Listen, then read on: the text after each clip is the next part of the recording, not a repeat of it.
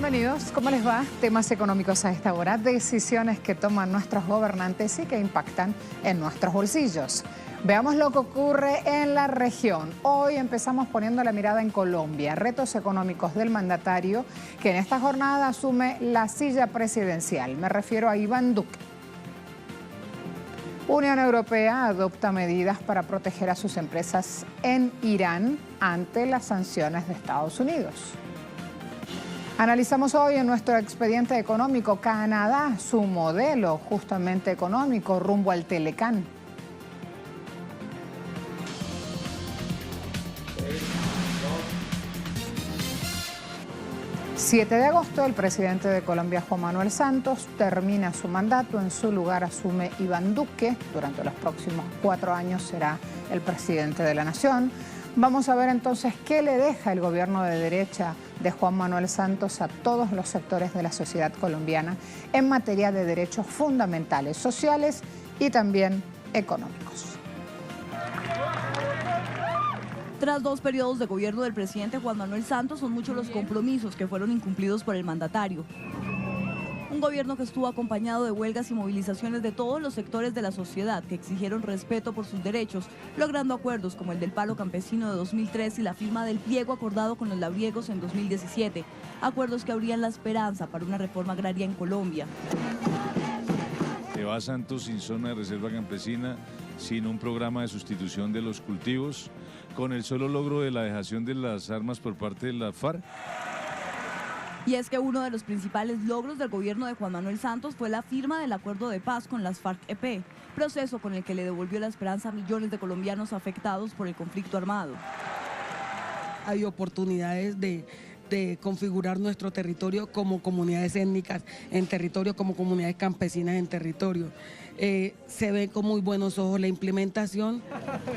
Pero pese a los esfuerzos de las comunidades para implementar el acuerdo de paz, los incumplimientos no cesaron. Un gran destello de incumplimientos a los procesos de los pueblos indígenas, a los procesos del pueblo negro y yo diría que a todos los procesos de los diferentes sectores sociales. Las comunidades, principalmente indígenas, campesinas y afro, siguen padeciendo la violencia y el abandono estatal. La guerra se desarrolla en nuestros territorios, no en el Palacio de Nariño. Entonces, esos incumplimientos han hecho que se agudice el conflicto internamente en nuestros territorios a costos muy altos del desplazamiento y de la vida de nuestra gente. Santos se va sin cumplirle a los excombatientes de las FARC que se acogieron al acuerdo de paz y sin desarrollar los compromisos adquiridos tras los paros agrarios, el paro cívico del Chocó y de Buenaventura de 2017 y los paros de maestros. Este gobierno que se va es un gobierno faltón, que le faltó a los maestros de Colombia. Nos la jugamos por el gobierno para que pudiera ser reelecto por el proceso de paz, no por su modelo económico. Nos la jugamos por el plebiscito referendatorio, diciendo sí, ¿cierto?, a la paz. Este gobierno quedó de incrementar el 7.5% en el Producto Interno Bruto y no ocurrió absolutamente nada. Y aunque Juan Manuel Santos obtuvo el Premio Nobel de Paz, la realidad es que en los territorios continúa la violencia y el asesinato sistemático. Y tras 8 años del continuismo de una política neoliberal, los derechos fundamentales como la educación, la vivienda y la salud siguen siendo vulnerados, convirtiendo a Colombia en el tercer país más desigual del mundo. Paola Fernández, Telesur, Bogotá, Colombia. El plan de gobierno de Duque se centra en la búsqueda de mayores mercados internacionales para los productos colombianos, la simplificación del sistema tributario para empresas y personas naturales, el establecimiento de incentivos a la inversión, desarrollar el mercado de capitales para generar mayor participación en la bolsa, la potenciación de las empresas exportadoras a través de los tratados de libre comercio en los que participa Colombia. Él plantea la austeridad. El discurso de Duque apela al equilibrio fiscal únicamente por la vía del recorte de los derechos sociales, sin corregir el enorme derroche de recursos a favor de unos pocos.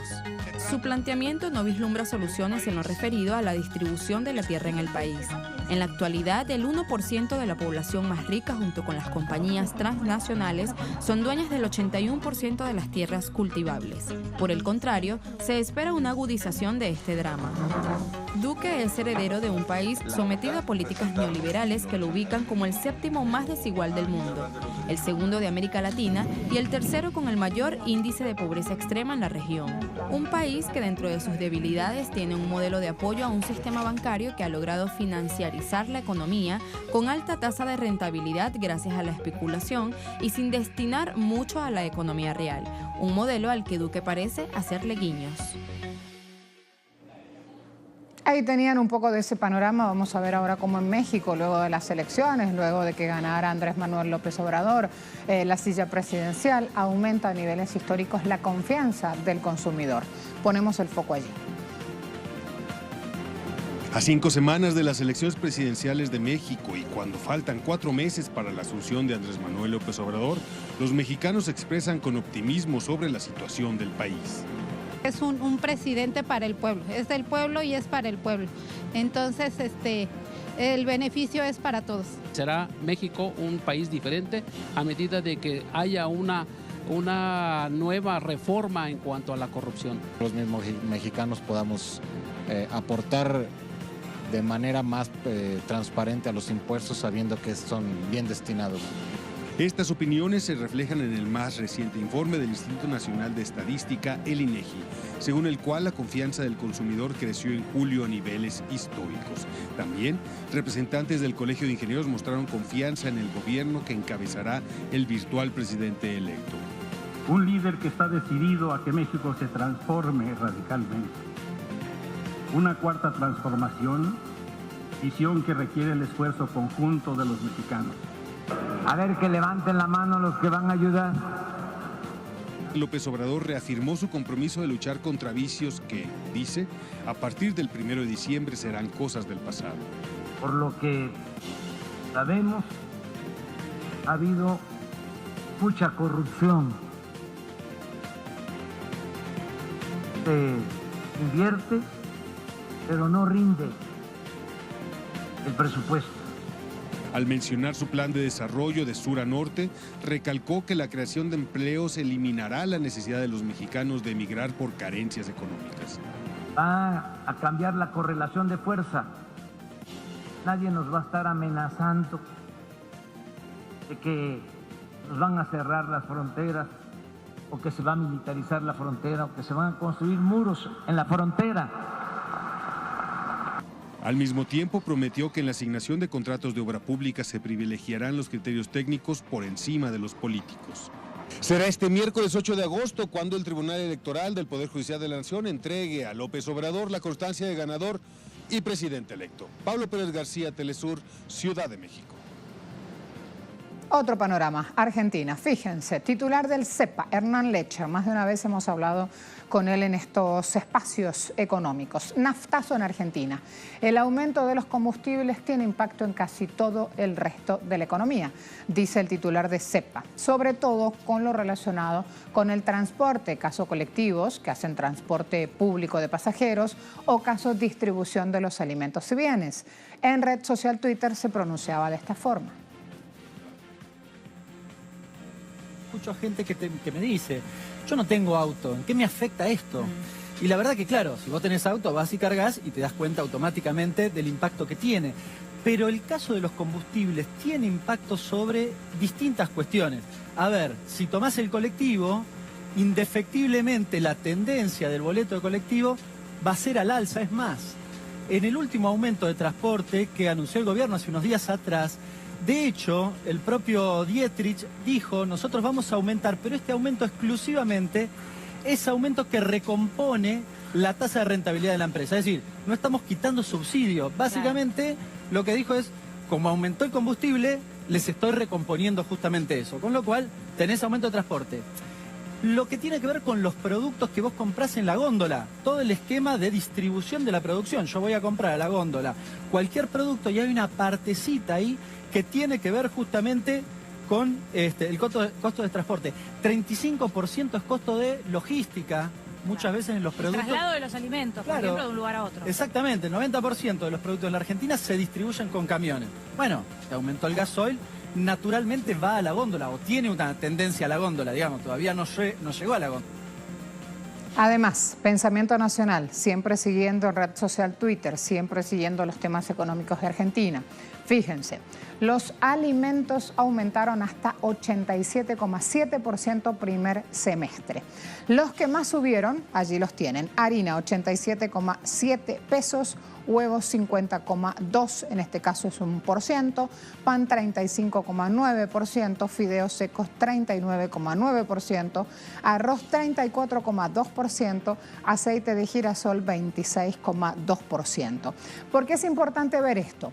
Porque cuando vamos a ver cuánto aumentó cada insumo, cada producto que hace parte de la canasta familiar, decimos, pero ahora entiendo por qué los supermercados tienen 3x1 o 2x1 o hasta 4x1, porque el mismo paquete de fideos ya le han subido lo suficiente para sacar la diferencia con lo que llaman de manera engañosa los grandes distribuidores y comercializadores oferta. Otros puntos, el presidente Evo Morales, jornada de ayer, destacaba logros económicos de su gobierno, daba un mensaje al mandatario por los 193 años de la independencia de su país. Los actos centrales de la celebración del Día de la Independencia se realizaron en la ciudad de Potosí, donde el presidente Evo Morales, en un mensaje, destacó la fortaleza económica lograda durante su gestión, producto de la nacionalización de las empresas estratégicas. Seguramente a alguna gente le va a avergonzar esto. En 180 años nos dejaron con 9.572 millones de dólares del Producto Interno Bruto. En 12 años, 28.208 millones de dólares del PIB. En el Día de la Independencia, el jefe de Estado destacó el hecho de que este país hubiese recuperado en los últimos años independencia económica y política. Ahora aquí no manda ni la Embajada de Estados Unidos políticamente, ni el Banco Mundial, ni el Fondo Monetario Internacional económicamente. El hermano Álvaro una vez el hermano Álvaro, ¿qué decía? Antes gobernaban los Chicago Boys, ahora gobiernan los Chicago Boys. Yo decía más sencillo, más directo, y les decía, antes gobernaban los gringos, ahora gobernamos los indios. También advirtió que aún hay sectores políticos y de oposición que continúan apostando a un retorno al pasado para volver a ser tutelados desde los Estados Unidos. Ustedes saben que el imperio norteamericano jamás va a pensar en los pueblos. El imperio norteamericano solo va a pensar saquear, como siempre, dividen desde arriba para dominarnos, dominándonos para robarnos económicamente. Gracias a la unidad del pueblo boliviano, ahora hemos construido una nueva Bolivia. El presidente Morales recordó que antes de fin de año se conocerá el fallo del Tribunal Internacional de La Haya sobre la demanda marítima planteada contra Chile, por lo que solicitó unidad al pueblo y afirmó que su gobierno ya cuenta con una estrategia para esa etapa. Freddy Morales, Telesur, Bolivia.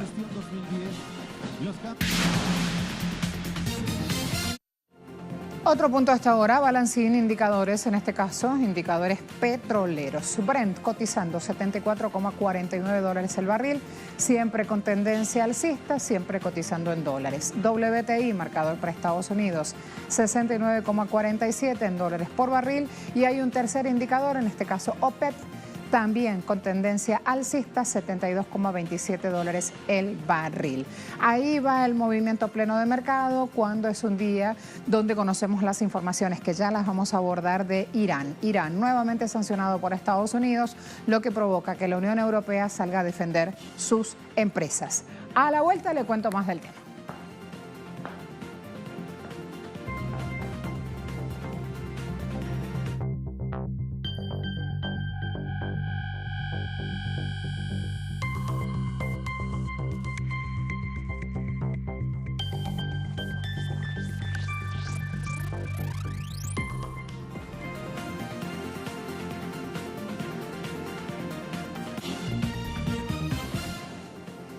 Otras informaciones. Unión Europea prometió contrarrestar la renovación de las sanciones impuestas por el presidente de Estados Unidos a Irán.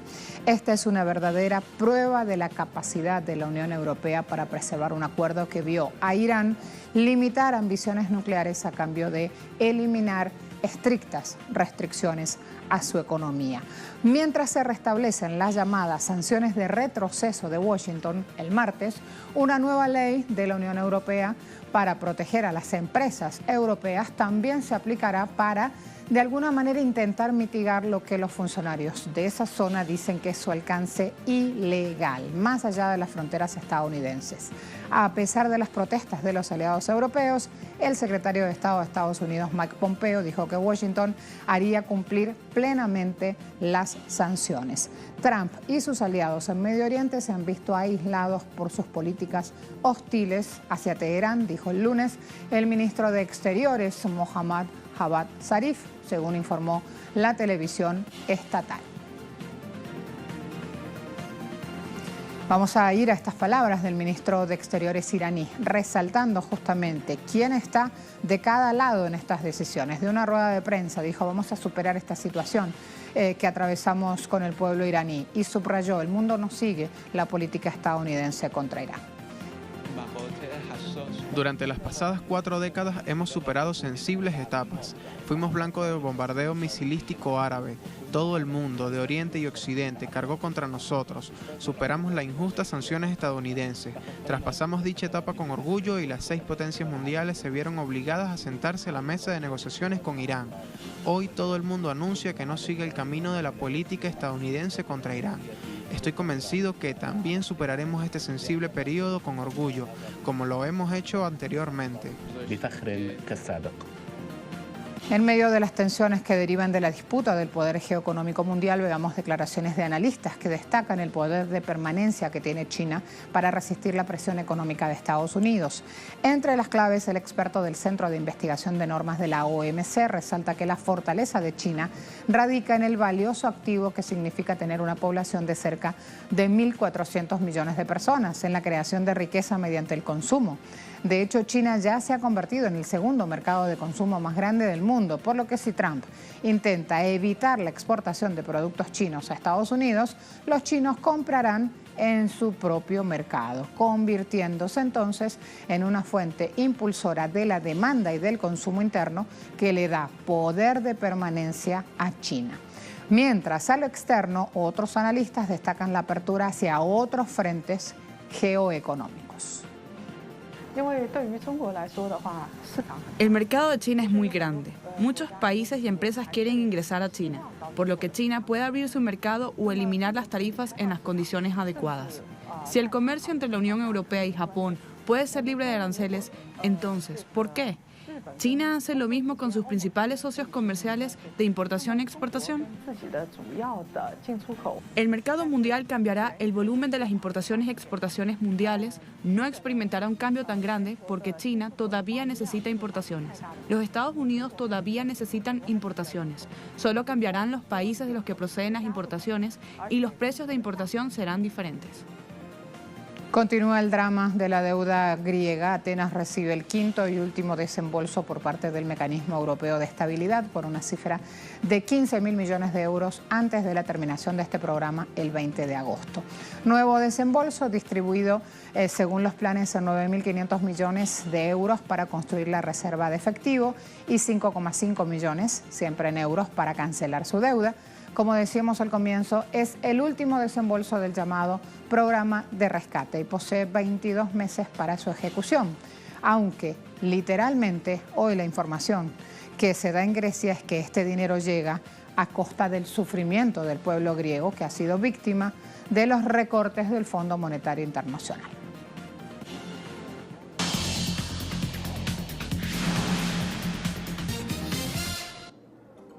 Hace 6 meses, Apple se enfrentó con el FBI por el encriptado de un iPhone. También son conocidas las tensiones de la empresa fundada por Steve Jobs con las autoridades chinas. Ahora Tim Cook se ha lanzado a hablar de la defensa de derechos de los homosexuales y protección del medio ambiente, gestos que parecen situar a Apple del lado de los buenos y consolidan el mito de una empresa trendy. Pero hay otras historias de las que Apple prefiere no hablar, y una de ellas es la de su política fiscal. Se las arregla para evitar pagar impuestos en Estados Unidos y en Europa, en 13.000 millones de euros En una orden de 2016, la Comisión Europea impuso a Apple una factura tributaria de hasta 13.000 millones de euros, 15.900 millones de dólares, después de dictaminar que Irlanda había concedido una ayuda estatal ilegal al aprobar la estructura tributaria de Apple y hacer acuerdos injustos que reducían el impuesto corporativo efectivo de la compañía.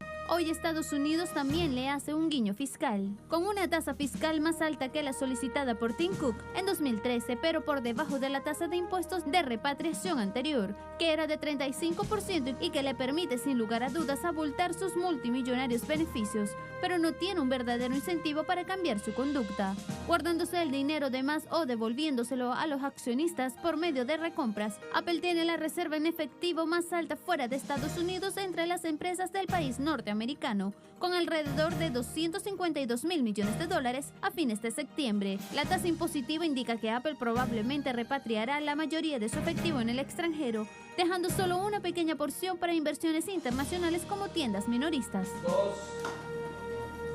A la vuelta, una radiografía económica de Canadá, hablando del Telecom, por supuesto.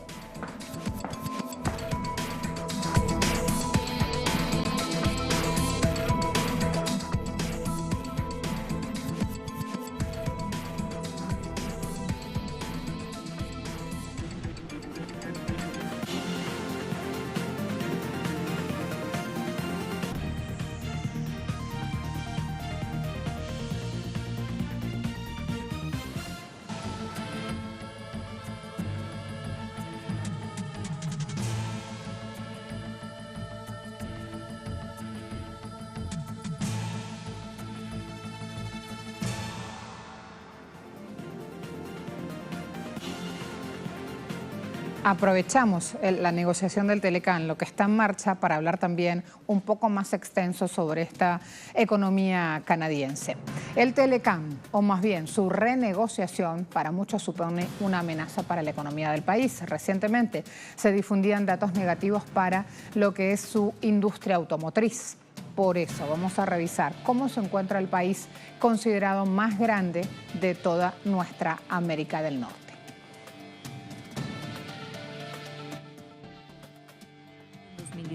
Según Statistics Canada, tras marcar un crecimiento de solo 1,5% en 2016. Así Canadá se convierte en la economía con mayor crecimiento del G7. Algunos atribuyen dicho crecimiento a las inversiones en stock y negocios y al aumento de las exportaciones. El mayor aporte en 2017 ha sido el de las industrias productoras de bienes, principalmente por la extracción de recursos naturales que crecieron 7,8%, mientras que las industrias de servicios crecieron 2,8%. En 2018, el presupuesto federal prevé un crecimiento real del PIB de 2,2% y de 1,6% en 2019. El coeficiente de deuda con respecto al PIB de Canadá es de los más bajos de los países desarrollados, con 30,5% en 2017. El gobierno prevé que disminuirá progresivamente en los años venideros, estabilizándose en 28,5% en un plazo de 5 años. No obstante, los hogares siguen estando muy endeudados.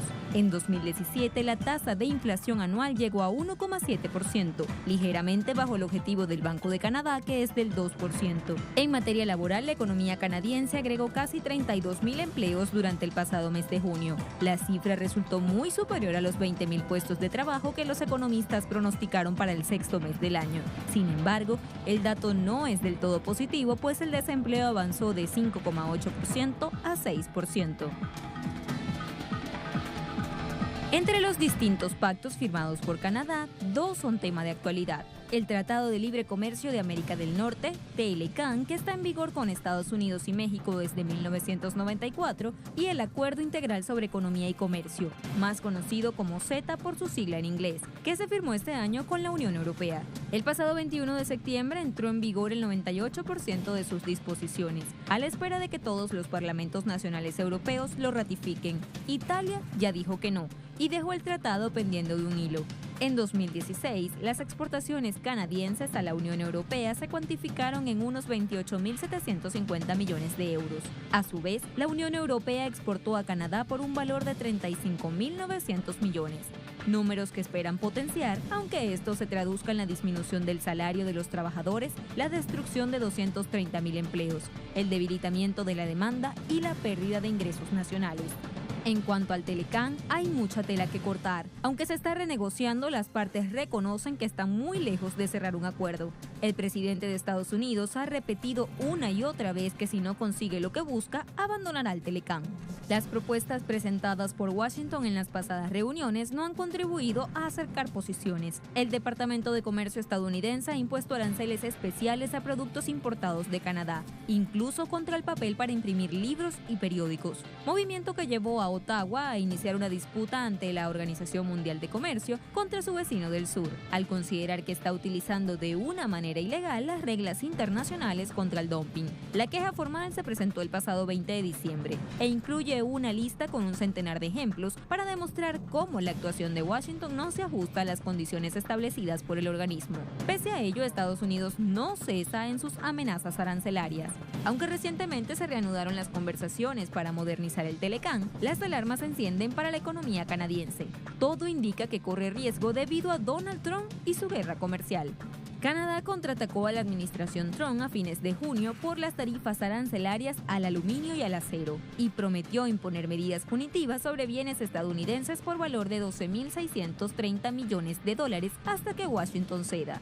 Canadá, que es el mayor abastecedor de acero y aluminio de Estados Unidos, ha afirmado que está dispuesto a considerar todas las opciones para proteger a su industria, que según la Asociación Canadiense de Productores de Acero abarca 22.000 puestos de trabajo directo y hasta 100.000 indirectos, y que de acuerdo con cifras oficiales destina el 84% de sus exportaciones de acero a Estados Unidos por un valor de $9.000 millones canadienses. Llegamos al punto y el sector automotriz, que representó casi una quinta parte del comercio bilateral de Canadá en 2017, tampoco está fuera de peligro en materia de aranceles. Por tanto, también entra en la espera de las áreas a proteger. Hablamos de Kirsten Hillman, funcionaria de la Embajada de Canadá en Estados Unidos, con su pronunciamiento diciendo que su gobierno se verá obligado a responder de forma proporcional si el gobierno de Trump impone gravámenes a los autos. Trump amenazó el mes pasado con imponer arancel de 20% a todas las importaciones de vehículos procedentes si estos no son construidos en Estados Unidos. Atendiendo el pedido del mandatario, el Departamento de Comercio ya puso en marcha una investigación bajo la sección 232 de la Ley Comercial de Estados Unidos para determinar si las importaciones de vehículos representan una amenaza a la seguridad nacional del país. Una decisión que, según la ministra de Asuntos Exteriores canadiense, carece de ninguna lógica.